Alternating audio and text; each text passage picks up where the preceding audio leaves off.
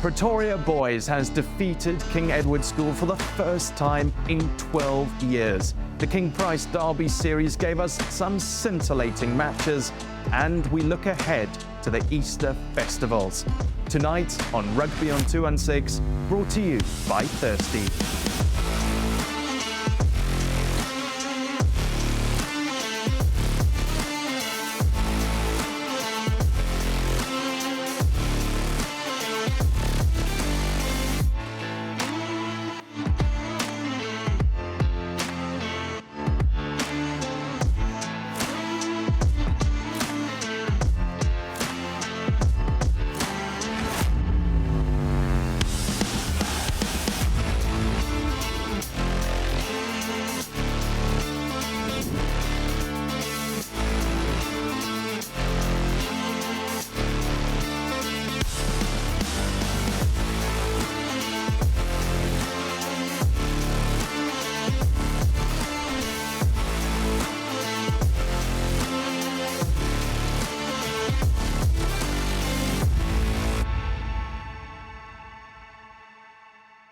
Welcome back to another episode of Rugby on 216, brought to you by Thirsty. I'm Alex White, joined as always by Sput and Cooks.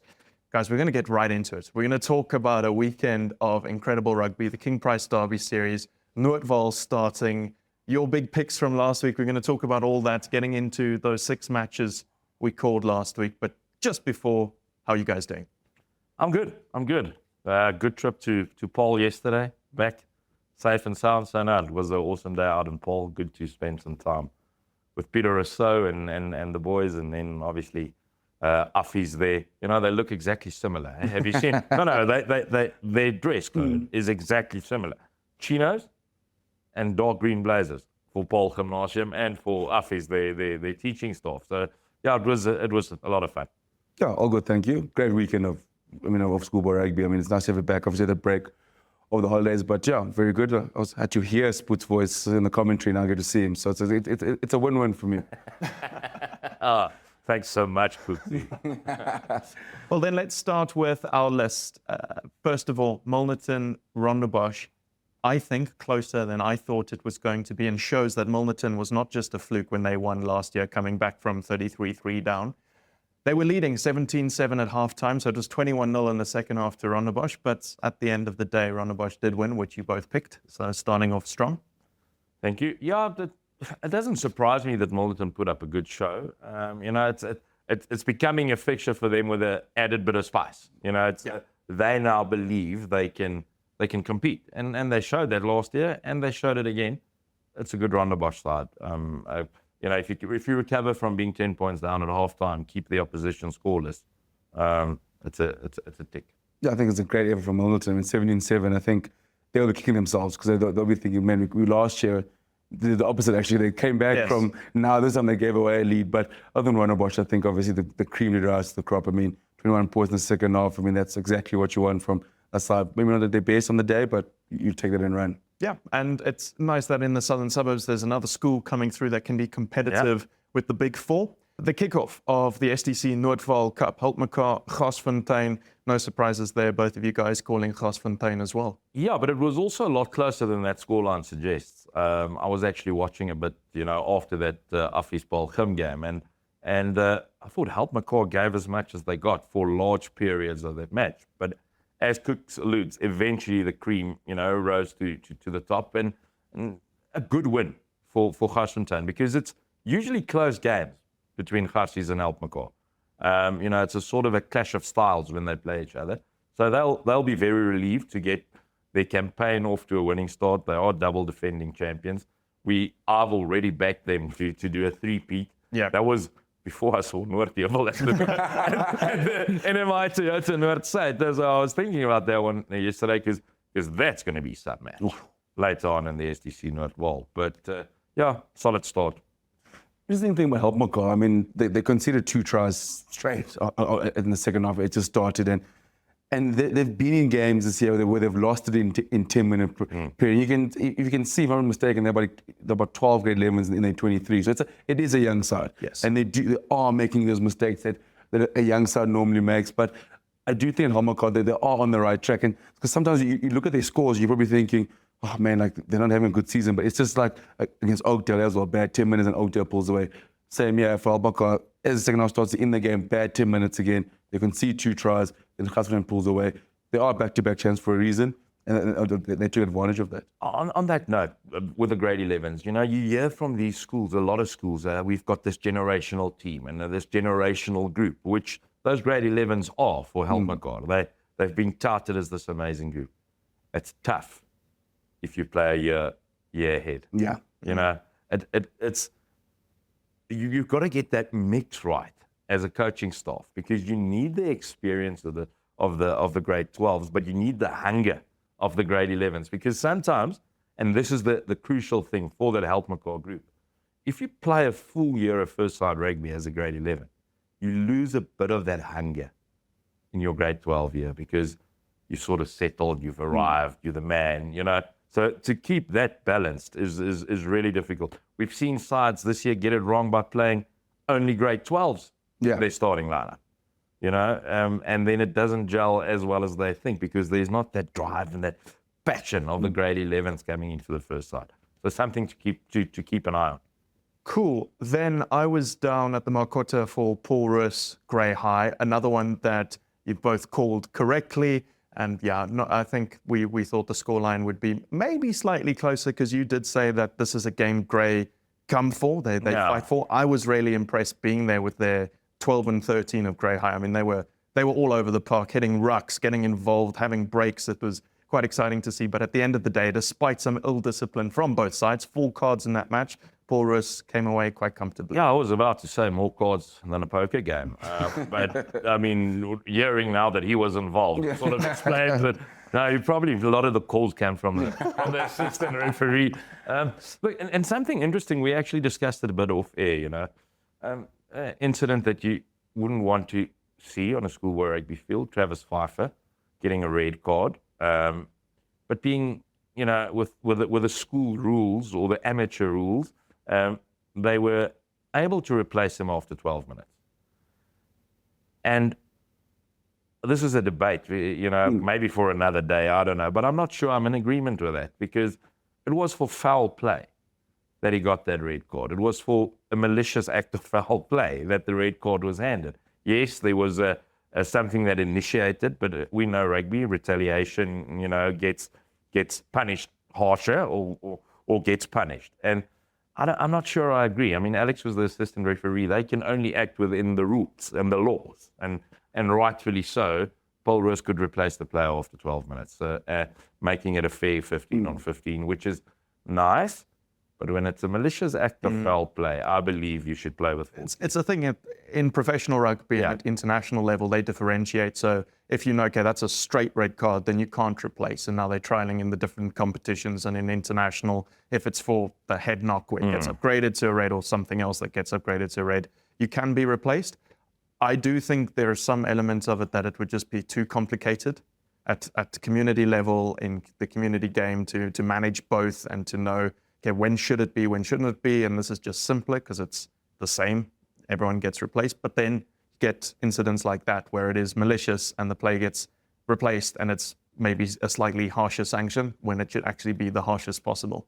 Yeah, I just think if you commit foul play and physically, either punch somebody, in this case, kick a player, I just think 15 versus 14 then is fair. And because other people will now say, no, but 15 versus 15 is fair. No, you had 15. You had the full right to have 15 players on the field. You decided to do this. And I'm not judging the player's character. I mean, it was an isolated incident. It's not like he's got a history of that. He's from Grey He's from Grey High. So he's from Grey High, so that could have played into That could have played. He was provoked throughout the game because, it's not been a million years since he's There was actually a really nice moment at the start, just before kickoff, because he was kicking off. The Grey boys shouted across that, like, Travis, we made you. So that was quite funny. But I mean, I think talking about the game, from a Paarl Roos point of view, I think there must be a frustration of discipline, because we look what happened against Northwood in the last game of the North side. Same issue, 2 yellow cards at the end. Now we've got Now you've got the red card. I mean, I'm sure the coaches, it is something that it will nag at them. But at the end of the day, they've got a good win. I mean, we said for Grey High, it's always tough going down to the Makota. And it just shows that. And I think poor Roos, again, they haven't seemed too convincing as the season's gone. But again, still unbeaten, good start to the season. Yeah. Box ticked. And then go again. Box ticked because it's a tough assignment. Grey High always raises their game against Paarl Gim and against Grey College. We spoke about that last weekend. So Paarl heading into the right direction, definitely. Unbeaten, and they're going to be a serious force throughout the year. Because all I know is Travis Fiver will be kicking himself right now. I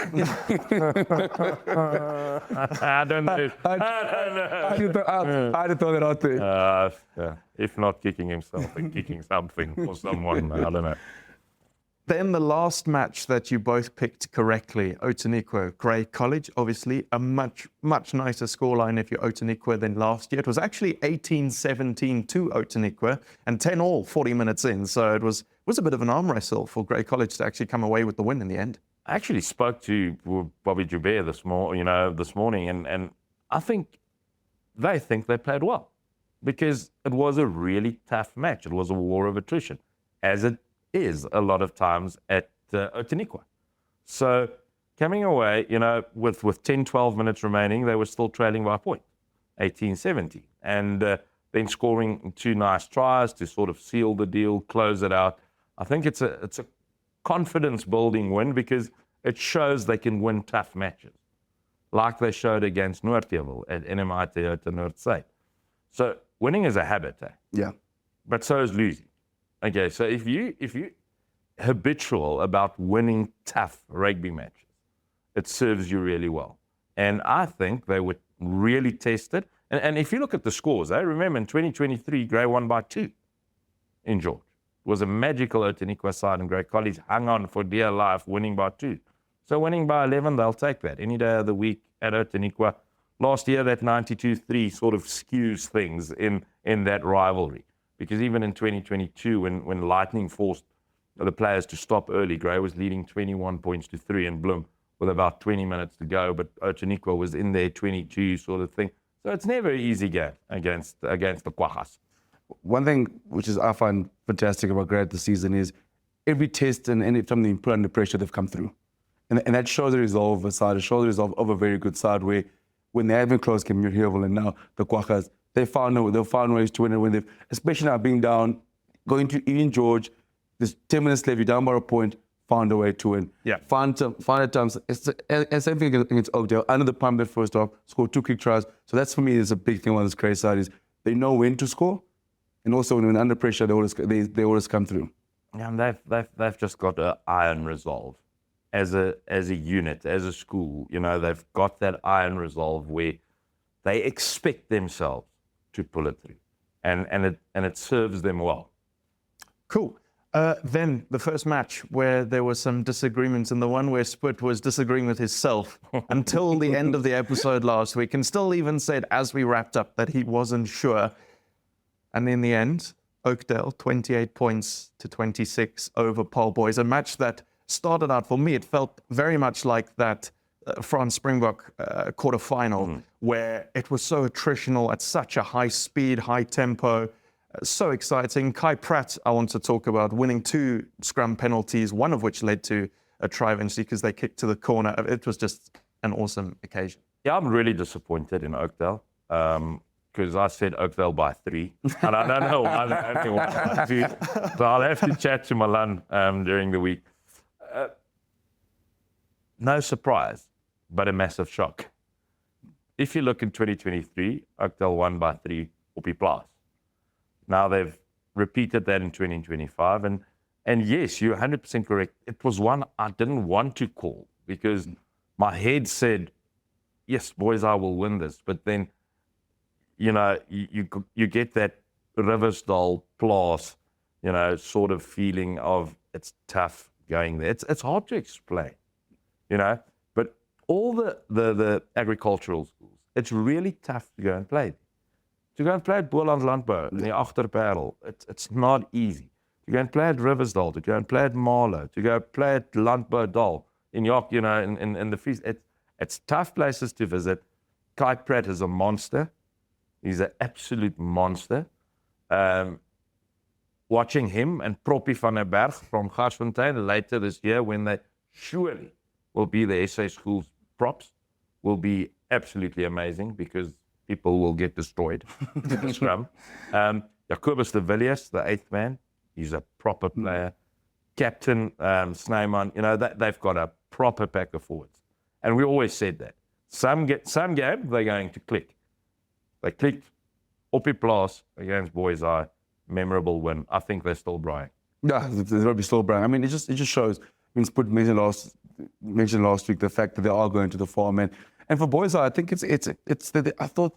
I mean, set piece was tough. I mean, scrum jump was tough. I mean, against and they could never just sort of get in front of football from there, but still managed to be in that game, to go in that game. The attack has come a long way, but I still think for the Boys Eye, and we've mentioned this like the whole season where Spud Novel said like we don't think it's going to be a year for example, maybe a side goes unbeaten. We feel like all these top schools, the top 10, top 5 schools, they can all sort of pick each other off. And Rivers and Oakdale now has sort of shown that. And last week you mentioned Oakdale hasn't kicked into gear yet. It kind of feel like they've been stuck in 3rd gear. Good luck playing Oakdale now. Because now they're operating in full cylinder. They had a great North side. Now they're going to win against Boys Eye. I'd hate to go to the farm now. Yeah, if you go to the farm now... I'd hate to go to the Well, that's what you said, the farm. Yeah. At the farm, those 3 words. So it was going so well for you, Sput, and then Paarl Gim Affies 16-all, the first call you've got wrong this entire season. What time? And the first one that you both wrong because it's a draw. Also, a test match, the first half, both teams taking the points when they were on offer, even if it was right in front of the poles. And then in the second half, it changed up a little bit with Paarl Gim going for some more points. Why is he pointing at me? He's talking a lot, but I distinctly remember last week saying on this show, in this chair, can I call a draw? And you could have. You chose and he not sort to. of went, no, he's can't call it. It's much less likely for it to be a draw. He's wrong 100%. So, Alexander White, glad to let that be the one to get my first one wrong, because honestly, I didn't see Affies coming away there with a draw. I thought Gim would win the match. Very interesting. As I landed in Cape Town, Saturday morning at 9 o'clock, or as we approached to land, I saw it's raining, it's wet, it's miserable. Usually, that would not be great signs for a travelling side from the Highveld. It was great signs for Affies because they've got a big pack of forwards. And they've got a fly-off who sits in the pocket in Ruben Groenewald and controls things with the boot from there. So it was weather tailor-made for Affies, can you believe it, in the Western Cape. And as I got there on Saturday morning, I sort of had a chat with Peter Rousseau, the head coach of Paarl Gim, and you could see he didn't favour that weather. He thought as well, this is going to bring Affies into this match. Not that they wouldn't have been in the match, on a dry field, because they have got a good side. They've got a very good pack of forwards. And in Luan Potgieter and Elwin Janssen van Vuren, the number 4 lock and the number 6 flanker, they had bohemian games. They had bohemian. They were massive. On the side of Paarl Gim, Andre van Zyl, who eventually got the man of the match, was really, really good, or the king of the match, we should say. But I thought Ruben Groenewald, the 10 of Affies, played the conditions perfect. They led at half-time. They should have been leading by more at half-time, in all honesty. They were very dominant in that first half with their pack of forwards. And then Paarl Gim with their conditioning and sort of upped the ante a bit in that second half, got used to the conditions, increased their speed of play, and you could see the Affies forwards starting to tire. And I thought, the writing's on the wall at 16-9. Gim very nearly scored again. And had they scored again, it was tickets. But kudos to Affies for that last couple of minutes, that big fight back and getting over the whitewash for Groenewald to convert. Well, it seemed like, when Paarl Gim won a scrum penalty with 2 minutes to go, it kind of felt like game over. When that penalty kind of felt like it was game over. And then I think that'll be upsetting, probably frustrating Peter Rousseau right now, is that they had the opportunity to close the game out and they didn't. Had the one scrum penalty, could have had a chance to exit, close the game out with a minute to go. And I thought it was a proper game of 2 hours, because I thought Affies was very dominant in that first half, probably about 7% possession, 7% territory. Just just couldn't get that try. And I think one thing that I think it could be frustrating is that they just, against Paarl Boys, same thing, when they create a chance, it's just out wide, just couldn't take their chances. Whereas you talk about the weather. Every time Paarl Gim sort of got a bit of space and they tried to go wide, they got purchased for it. I mean, Marcus Miller had that break early on where 10 times out of 10 he scores that try, and then he falls. But he had a few chances in it, and I thought Gim in the second half, when they started spreading the ball out wide, giving the ball out to the backs, they could get around Affies. I'll tell you what will make that Affies side awe-inspiring is if you add 2 strike runners. Yes. If you add a 13 or a 15 or somebody who really is a strike runner off that forward dominance, my word, they'll be difficult to stop. Gim has that, but do they have the pack of forwards to get that sort of run? So it feels to me that there's a few sides in South Africa currently searching for the sweet spot. Yeah. They've got one of the 2 covered, but where's that missing link? At the end of the weekend of fixtures, this is what the calls looked like. Let's just take a look over here. We should have them up. Yep. So there they are. Out of the 6, 5 from 6 for Sput, 4 from 6 for Cooks, and that's improved your percentage, Cooks, which I'll show you in a second. But firstly, we've got a new red cap to award each week to whoever gets the most calls right. So Sput, thank you. You've got the red cap this week. Is it all right if I'm just going to take it home? Let's see what that's done to the percentages, because this is what it was last week before obviously our fixtures. So Sput, you were sitting at 100%, Cooks was at 62, and now Sput's gone down a little bit, Cooks has gone up a bit, but still. I'll take that from my report card. I was at school. Listen, I was about to say you're not doing bad. I mean, 10 out of 14. He's fighting back. Yeah. I've got a draw that's hurt me. Yeah. The farm hurt me. Yes. Cares was up 23-5. Maritzburg was up with 5. Like, you know what I'm talking about? I'll tell you what skews this ever so slightly is the 1 week where you had a shocker, right? Yeah. We only predicted 2 games. So it could have been a lot worse, because that weekend you would have gotten everything. Oh my goodness. Yeah. Well, there's some more matches to talk about that we didn't pick last week. It's not just those 6. We'll talk about them after the break. But remember, Rugby on 216 is brought to you by Thirsty, and they have a couple new brand ambassadors this year that they want to introduce to you. The first one, you know very well. You're going to see him in a moment in their ad. And I think, and you'll understand this in a moment, Waterkloof missed out.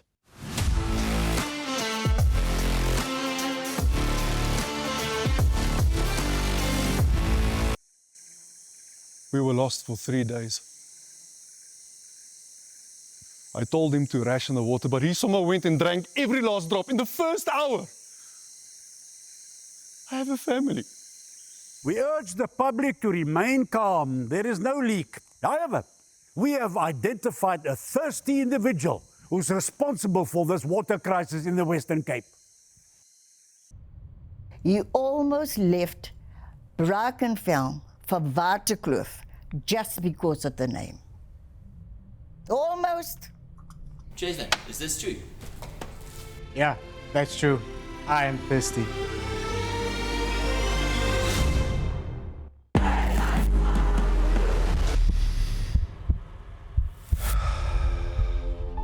Some things you don't choose. They choose you. A name, a history, a legacy that came long before you and will last long after you're gone. It's not just about the game. It's the moments that shape you. The early mornings, the long bus rides, the chants that never fade. The friendships, the rivalries, the feeling of being part of something bigger. It's a belonging. Something you carry with you wherever you go. Because once you're a part of it, you always will be.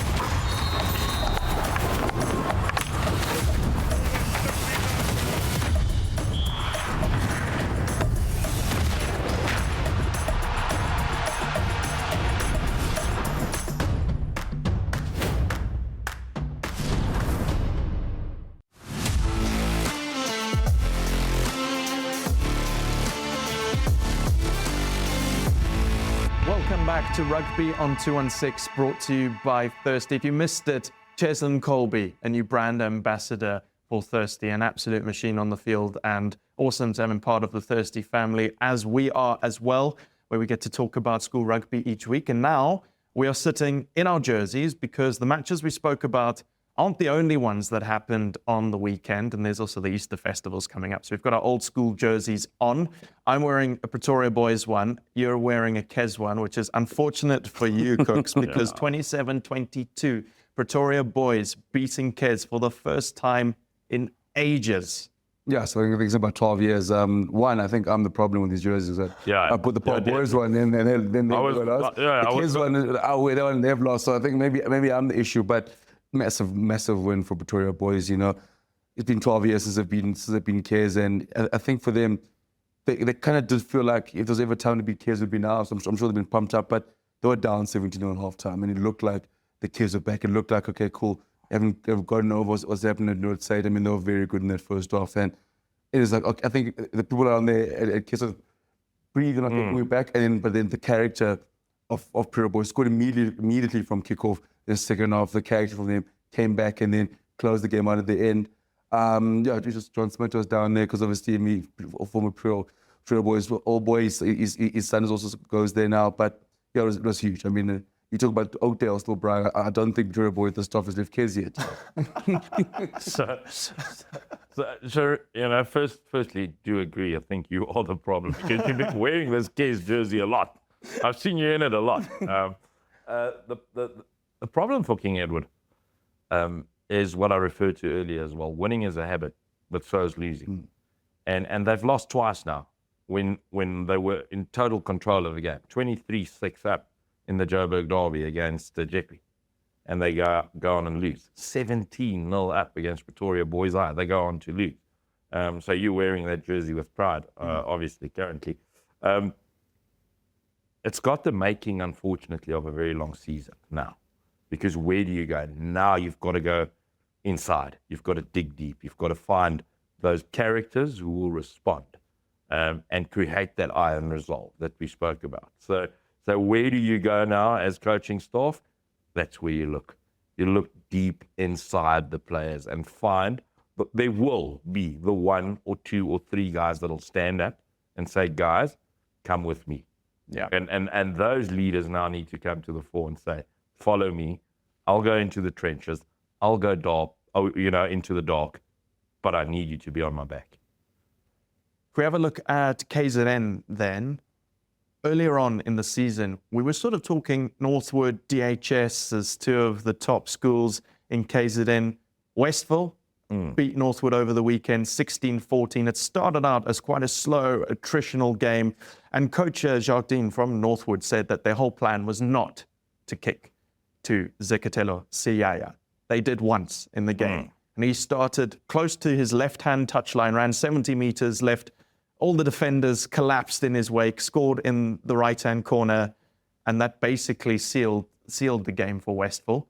So what an incredible player he is, and a great result for Westville as well. One of the best schoolboy rugby players in South Africa, Zikatelo Siyaya, and with a name to die for, Zikatelo Siyaya. But he's a superstar, written all over him.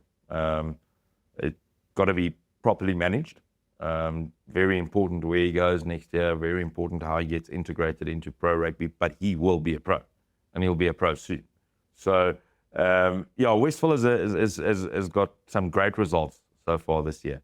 And perhaps it'll be them then that'll challenge DHS for that supremacy in KZN, because DHS is holding sort of all the aces currently, but Westville with some good results and obviously the individual magic to back it up. Talk to me then about the Easter festivals, which are coming up this week, where we're going to see 56 matches across the 4 festivals. Before we get into any calling out some of the games and some of the teams participating, just tell me about the Easter festivals. I've never been to any of them, so I'm excited for that. Tell me about what it's like, what makes them special, because it is such an incredible week up here in Gauteng. Joburg is a buzz. I mean, in that week, you know, a lot of people do go away, but a lot of people do tend to stay because they want to be part of the Easter Festival. It's such an incredible vibe. You know, it's in Stadium St. John's and at Kes. it's just a great time because again, it's the Saturday. The Saturday is always great. You know, you guys come out there from all walks of life to come and watch rugby. Some people only go and watch rugby at the Easter Festival, and it's great, especially in Joburg because there's a few guys who are from out of town. There's guys from the Eastern Cape. You know, they get to see Queens, they get to see Selborne, you know, there's a Hudson Park. So guys do come in, you get the likes of Elderain coming in else. So a lot of people do come and get to see a chance to see the old schools in action. But it's such an incredible vibe. You know, whenever I've been to the kids at Anderson and St. John's, very warming, very welcoming. And what's better than watching some schoolboy rugby over a long weekend? Yeah, so food. Yeah. Good food. Very good food. Best food. Yeah, no, it's a very special atmosphere. You know, what's also brilliant is St. John's and Kes is right next to each other. Yeah. So that whole part of Joburg is a buzz. And then you've got St. Stithians as well at the same time. I'm really looking forward to the Kersney Easter Festival as well. There's some proper matchups with Glenwood being there, Monument being there. You know, there's some proper matchup that's going to happen at the Kersney Easter Festival. But it's just a special time of the year. I mean, I'll be around, as will Cooks, and I'm sure you will be. My family will be taking a holiday in Durban. I'll be at the Easter Festival. That's how special it is. It's a special time of the year. You mentioned Monas in there, and I don't think we can get through the show without mentioning Monas Jeppy. 70-24. Jeppy is also going to be up at the Kes Festival. They've got a big game against Northwood, but 70-24. Didn't see that coming, eh? Didn't see the 46-point difference coming. But remember, Monas... And they won last year. Yeah. But Monas has a new coaching structure. You've got to remember that. And has it maybe just taken a bit of extra time for the players to adapt?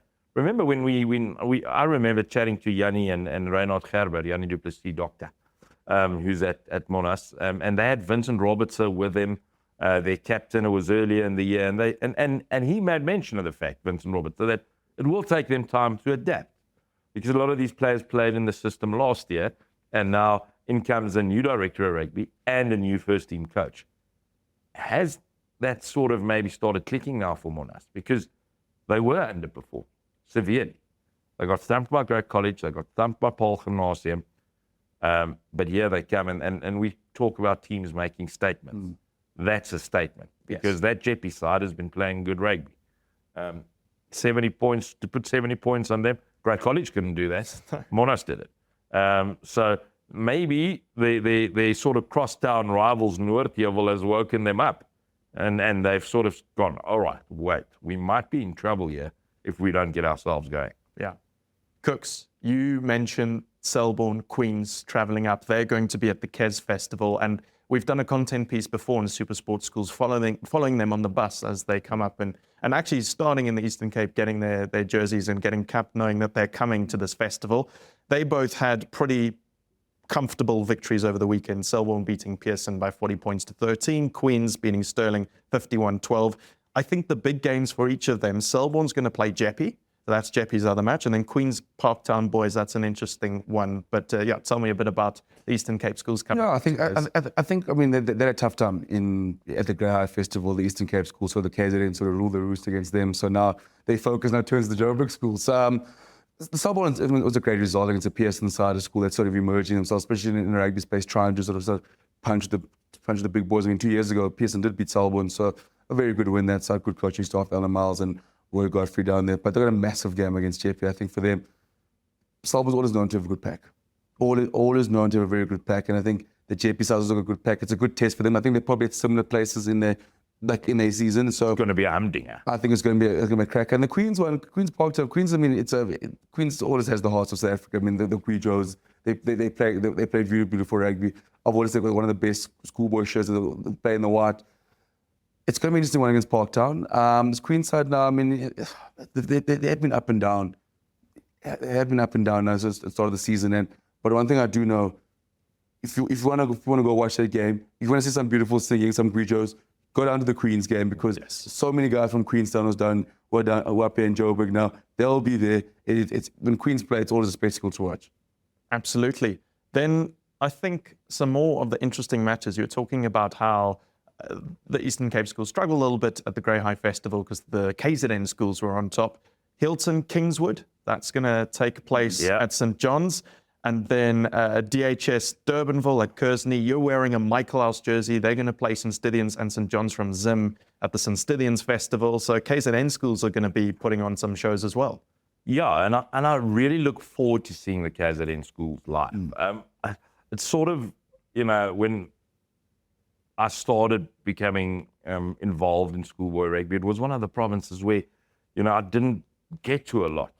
But I've always enjoyed watching Hilton at the Easter festivals. They play exciting brand. They, and now to see all the KZN sides coming up to the Easter festivals, I think they're going to give the Joburg sides a hard time. I think they might get a few wins. The KZN boys at the Easter festivals. Michael House, the two fixtures you mentioned, I believe they go in as favourites in both of them. They should beat Saints, and they should beat St. John's from Harare. Doesn't always happen like that. But they've played in patches some nice rugby this season so far. And that's the one thing maybe that I can mention about them is they tend to do that every year. Very much up and down. Very much up and down. They play a cracker and then they'll play two games that you go, thought you were better than that. You know what I'm saying? So they'll be searching for that consistency, and hopefully they find it over Easter here in Joburg. I just think for me the game of, I know there's 56 games happening. For me the game of the entire tournament with people at home, it's that Durbanville versus DHS game is going to be a cracker. Both had two. DHS was fantastic at the Grey High Festival. Durbanville went beaten at North Side. And Durbanville over the weekend beat Ross-Day by 1 point, 21-20. And they both on form. Yeah. And I think they sort of in that trying to get to the next level, trying to get in that tier, and they banging on that door. I think that is going to be an absolute cracker. But Hilton Kingswood as well. Yeah. Hilton Kingswood is going to be massive. I mean, every game for Kingswood this year is a massive game because, they were in the news a little bit. Let's just put it that way. So every game that Kingswood plays, you sort of turn your attention to it. All right, how good are you guys? You know what I'm saying? And Hilton Kingswood are just a great matchup for various reasons, And there's a little by-play there as well, which is always good. So that's one I'm looking forward to. But I do agree on the DHS Durbanville one. That's one of the three matches I'm going to get you guys to call. So Hilton Kingswood, Wynberg Helpmekaar. We haven't spoken about Wynberg, but they lost to Stellenberg by 10 points to 24. So Hilton Kingswood, Wynberg Helpmekaar, and then Selborne Jeppy calls. Okay. Starting Hilton Kingswood. Yeah, you can start. I've got Kingswood winning that one. Okay, Kingswood. Pass. I'll come back to it. Okay. I'm putting Spud on the spot here. Wynberg Helpmekaar. Helpmekaar. Okay, cool. Helpmekaar, both. That was easy. Selborne Jeppy. Selborne. Ooh, okay. You're going against the normal Eastern Cape Northern support. Okay, this is interesting. Hilton Kingswood, Spud. Helpmekaar. Hilton Kingswood. Kingswood. Okay. Even though he's wearing the jersey of their rivals, he's going Kingswood. So the picks are in. Those. Let me three. just repeat the three fixtures again. So Hilton Kingswood. Yeah. Wynberg Helpmekaar. Selborne Jeppy. How long's going to be Jeppy? Yeah, I'm happy with those picks. Happy with those picks. They're locked in until the next show. It's been fun talking about these fixtures in the jerseys of teams that are going to be there. Old School, very good to us. And we've got a nice growing collection behind us. Each episode, hopefully, that's going to get... Still need the Grey College one, huh? It's not there yet. Not yet, but it's coming. It's coming. And if you want to get your school involved, just go to Old School's website. There's a form there to fill out and get your school involved and get a jersey. The school earns a little bit of a royalty as well. And then the jersey's available at the school, online at Old School and on Take-A-Lot. We're going to take a quick break now. When we come back, it's time for the impossible truth.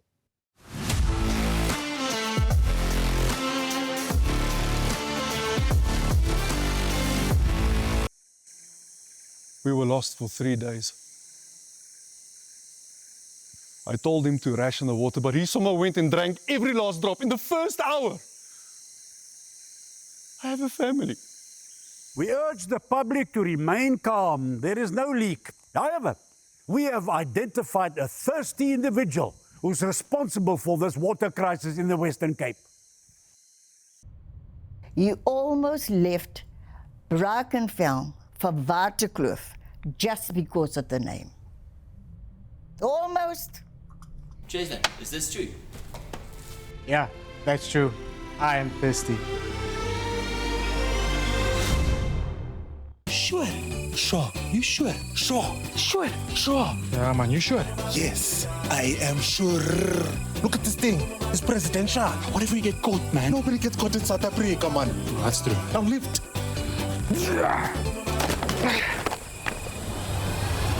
I'm sure. Don't just be sure. Be sure. King Price ain't sure. Insurance you can be sure about. Visit kingprice.co.za. In a world where every second counts, will he make it on time? Out here on the streets, anything can happen when the odds are stacked against you. One man finds the will, the drive, the passion to steer his path to destiny. It's a Swift.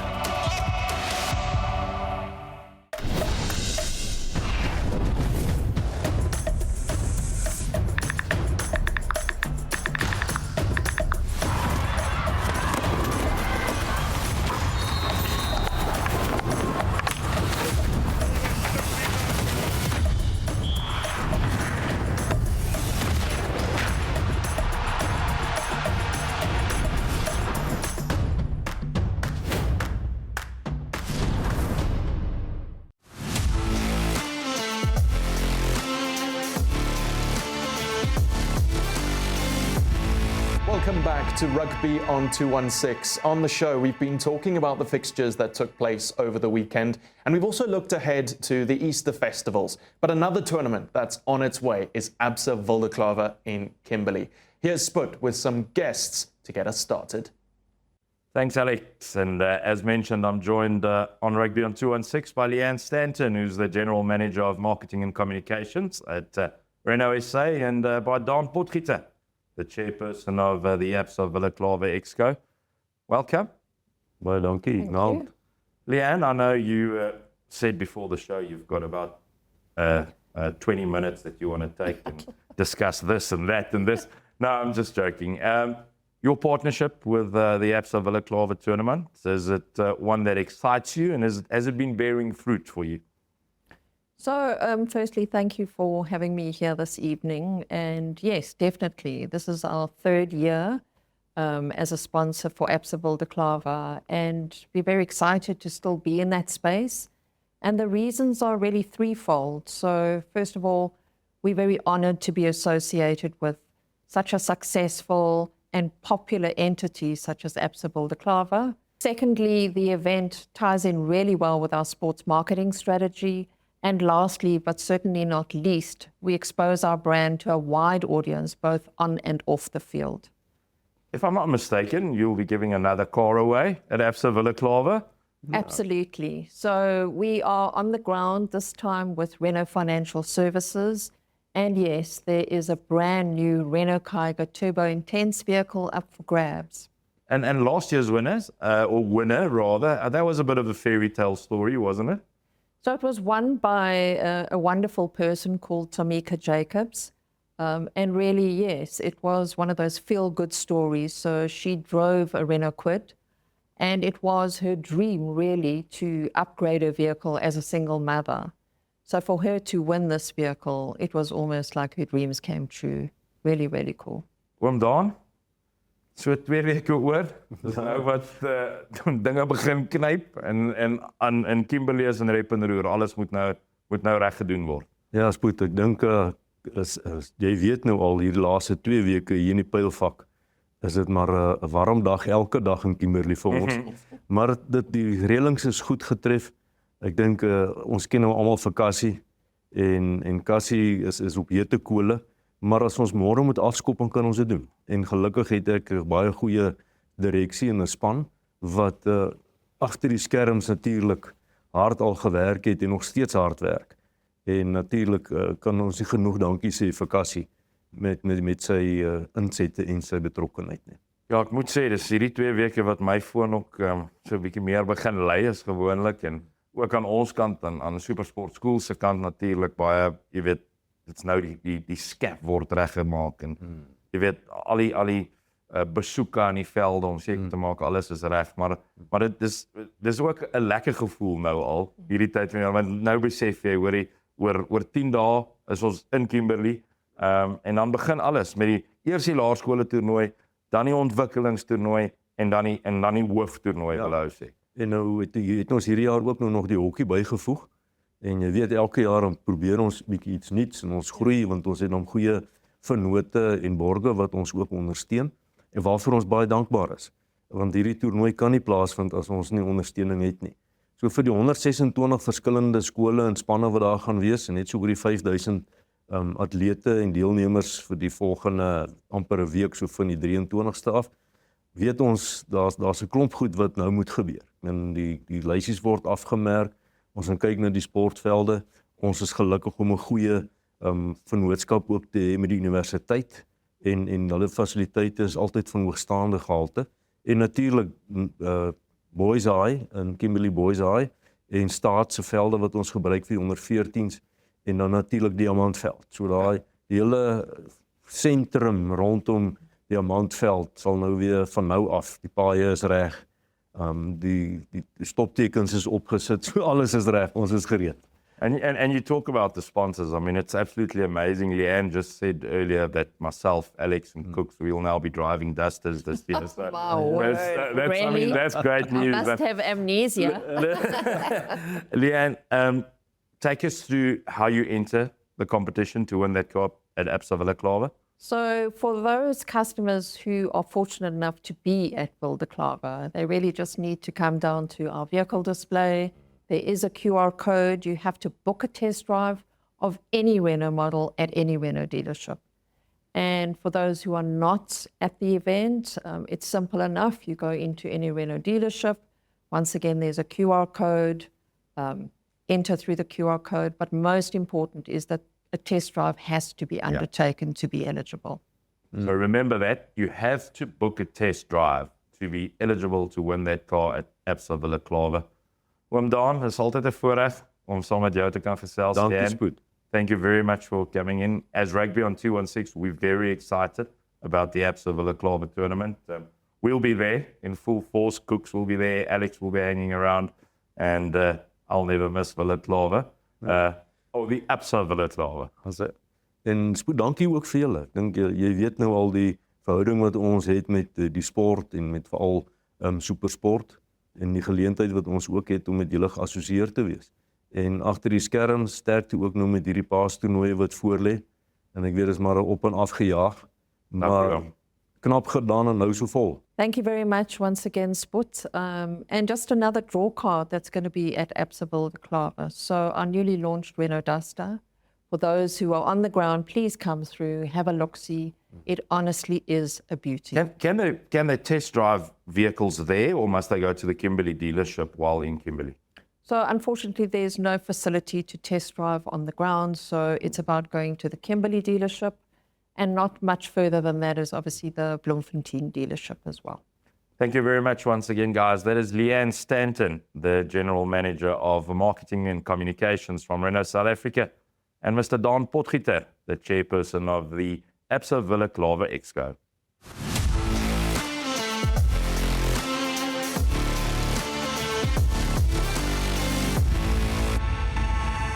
We were lost for 3 days. I told him to ration the water, but he somehow went and drank every last drop in the first hour. I have a family. We urge the public to remain calm. There is no leak. However, we have identified a thirsty individual who's responsible for this water crisis in the Western Cape.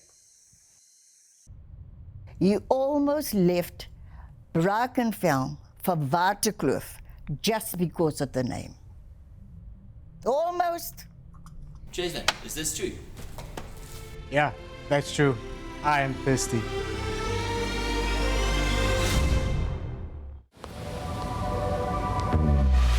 In a world where every second counts, will he make it on time? Out here on the streets, anything can happen when the odds are stacked against you. One man finds the will, the drive, the passion to steer his path to destiny. It's a Swift.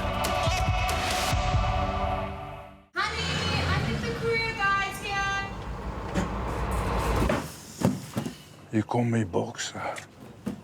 Kibbies? Anne? Maar waar is die Anne? Hey, hey, hey! Ik kom niet boksen, ik kom niet boksen. Goed. Ik kom niet boksen, ik kom niet boksen.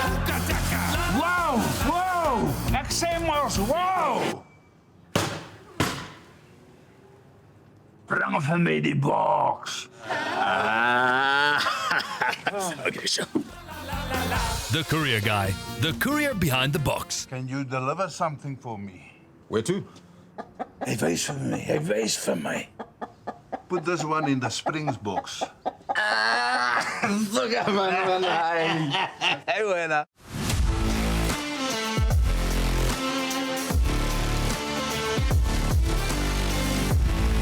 Right, all that we have left to do, guys, on today's episode of Rugby on 2 and 6 is Ask the Ref and then the impossible truth. Now, for Ask the Ref, I thought I'd take your advice on board. I listened to you. I took your suggestion and I decided today I'm going to come with some clips from a match that I refereed over the weekend. And this was... Amazing. Amazing. This was Paarl Roos, Grey High, the second side. So I was refereing that match. And you're going places with this refereeing thing, eh? There's me to my absolute horror. So this is just it's just the kickoff, but there are going to be some specific clips, and I've chosen the clips. So hopefully they're the good ones. They're all good. I mean, ones. Why have you got the kickoff as a clip? Did you stuff up there already, or what? No, just to build up and show you, like, here's Grey High, a nice kickoff. Paarl Roos won quite comfortably in the end, but there were some nice moments from Grey High. So in a moment, it's going to cut to a clip, a penalty. That we'll see the first one. But yeah, it was quite muddy on the Marcotte already for second team. And then when I was running on touch for the first team, it was, yeah. Okay, here's our first clip. A little bit of a box kick, making sure everyone's on side. And then I'll let you just watch what happens. But it is pretty textbook. Oh, great poach. Great poach. Yeah. As a coach, that makes you smile, hey? Yeah, that's brilliant. Great call. That's brilliant. Great call. Yeah, it's pretty easy call. Pretty easy call. Yes. They're easy, but they still have to be called. They still have to be called. He does it with good posture, you know? This one, roll. Got to get out of there. And then sometimes the 9 will just, even if they can get the ball, they're not going to. But yeah, he was in the way. And he only tried to roll once he'd been sort of trapped in. And then this last one is just quite an exciting little more. And Andy and Eugene, obviously from SuperSport schools, who I know well, it was quite interesting hearing them commentating and talking about me. It was a different experience. Yeah. But yeah, I thought I'd show you just a couple of the good clips. Yeah, I think he's showing good posture, getting himself in the right places at the right times, you know. Looks like he's communicating well, Cooksey. So will we give him a pass mark? We'll give him a pass mark for this week, but then I think every odd week he's going to come back with more clips. Yeah, look, I need 60 minutes of this. I might jump on a phone call with Finna Barnett at Grey, just double check and be like, how to go to the second team game. Yeah. Well, unlike the first side match, there were no cards in the second team match, so I'm going to claim that, but that was largely thanks to the boys. And I will say something that Paarl Roos do extremely well, and this is even the second team. Their player goes in on the ball, but somebody hasn't rolled or they go past the ball first. I shout release once and the guy, it's like he's off and he's showing me he's off, which is great because then we can play on and you don't have to have a high penalty count. It's such a good point because I used to think, and as a commentator as well, forwards don't have ears. Because if you watch pro rugby, you go, no, release. Yeah. I'm like, he's told. Just listen. Because if you listen, even if you listened on the second no, he would not penalise you. But once you get to the third no, it's gone. But the thing as well is that it is difficult when you're in the moment, obviously, and you're in all intense and to sometimes hear, but they do it so well. So that's something something that impressed me. Very interesting point. Cool. All we have left then to do is the impossible truth. I am 4 from 5. Last week, I just wanted to say that I've had some messages on social media because last week's impossible truth was posted on SuperSport Schools. Some people saying, "Oh, it's amazing that you knew that," and I wanted to just say, like, they decided to try and catch me out with a refereeing question. You could not have chosen a more specific, bizarre, niche thing that I know, and that's it. That's it. I'm done now. You've got my moment. And he's trying to trick us. He is. He's trying to trick us. And I got so excited, I didn't even mention that since 1995, every single World Cup final, South Africa has either won or a South African has refereed it, except 2015. But Sean Veldsman was the TMO, so we sort of playing that one as well. So I'm still amazed that we just watched him refereeing on our show. I mean, I'm still stuck there. But anyway, it was a really cool moment. I want to see more of that. Are you going to go first? I'll lead us, Butch. I'll be the forward again. Please. We're going to go to Grahamstown. Roscoe Speckman, former Blitzbok, started his schooling career at Mary Waters and ended up at Graham College. Okay. The very first headmaster of Afrikaanse Hoërseun School in Pretoria, known as Affies, attended Paarl Gymnasium. Ooh. I have read Affies' Wikipedia page before. Probably when long ago, the first Noordstate I went, I commentated on their second team. And I remember something about a headmaster. I have absolutely no idea about Jordan. I have no idea. I just remember something about a headmaster, but it might just be like the current headmaster is. So I'm going to say that's true. This guy's on a roll. It is true. But I think I stuffed yours up because yours was so good. Sorry. But it was so interesting actually for me that when I did my research for this weekend, picking up that Frank Leroux, the first headmaster of Affies, went to Paarl Gim. See, I thought Sput's done this for his research because he was on that match. I come here, I play the man, not the facts. I play the facts. Last week I played the facts, but usually I thought I almost had him, but no. So Roscoe Speckman actually finished up at Kingswood College. Yeah. Okay. Yeah. At Kingswood. All right. Well, that's one of the big calls for next week. But I must tell you, this guy's very impressive because we talked about our impossible truth and he's changed it slightly from what he's told me. So I was like, okay, I think you've got Alex. Yeah, and then I stuffed it up. Sorry, man. We'll get him. Yeah. You have already. So now it's 5 from 6. My percentage is also going up. All our percentages are going up. Next week we could see them coming down to remind you guys your Hilton Kingswood, Jeppe Selborne, and then Wynberg Helpmekaar. The picks are locked in, but I know that last week Sput was having some regret, although it turned out to be unfounded regret. Happy with the picks? I'm absolutely happy with the picks. Brilliant. Happy. We're going to be at... It's going to be a Jeppe versus Selborne. We're going to watch that together. Yeah, we have to be a team. And by the way, just I picked against Jeppe, but it's very tough for me to pick against Jeppe. I just have a feeling... With your Jeppe old school jersey not behind me today. Yeah.